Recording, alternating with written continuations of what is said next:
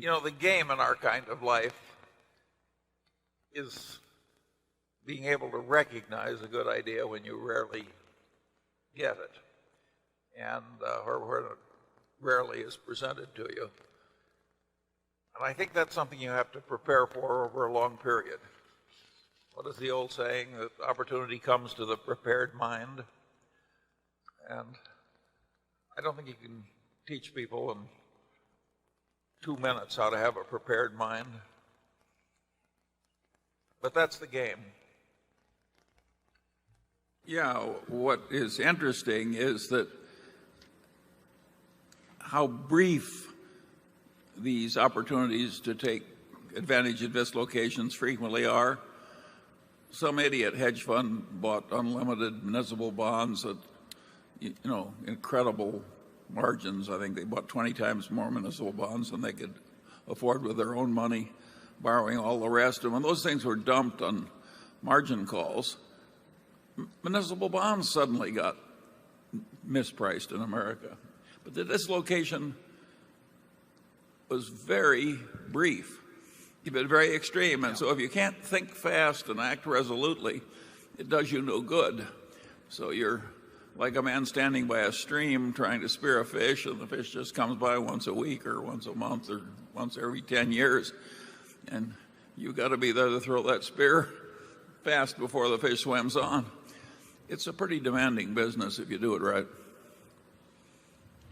Where some really incredible things happen, and they happen on a large scale. So, yeah, it happens about twice a century.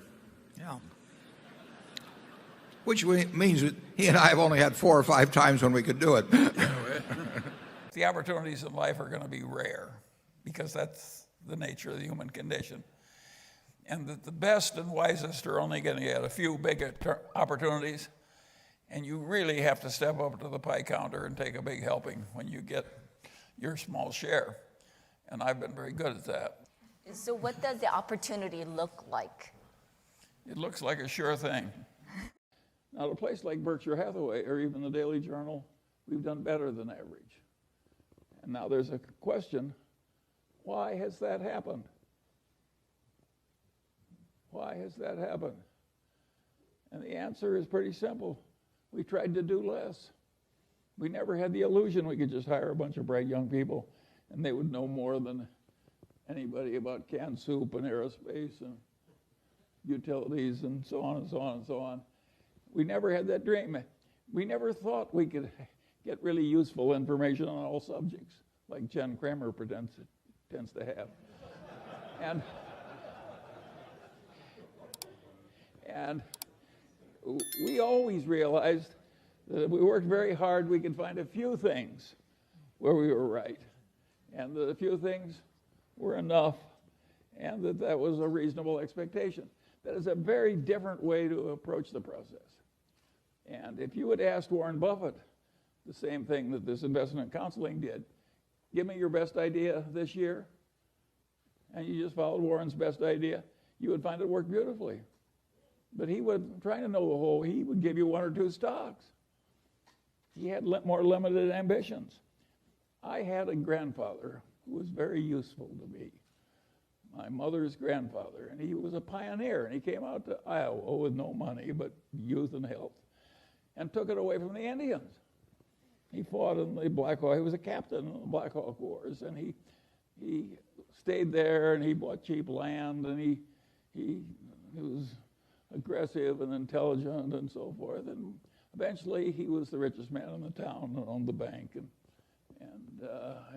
highly regarded in a huge family and a very happy life. And he had the attitude, having come out to Iowa when the land was not much more than $1 an acre, and having stayed there until that black topsoil created a modern, rich civilization and some of the best land in the world. His attitude was that in a favored life like his, when you were located in the right place, you just got a few opportunities if you lived to be about 90. And the trick in coming out well was seizing a few opportunities that were your fair share that came along when they did. And he told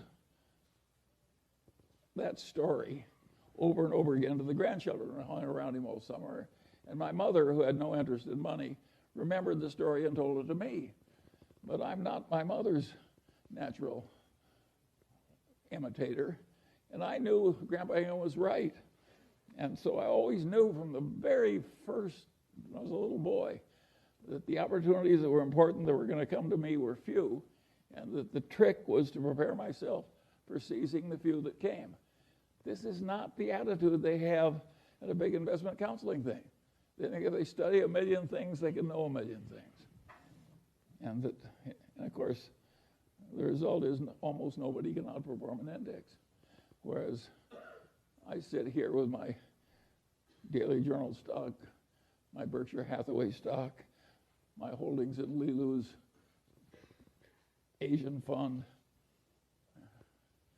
my Costco stock, and of course I'm outperforming everybody. And I'm 95 years old, and I practically never have a transaction. And the answer is I'm right and they're wrong. And that's why it's worked for me and not for them. And now the question is, do you want to be more like me or more like them?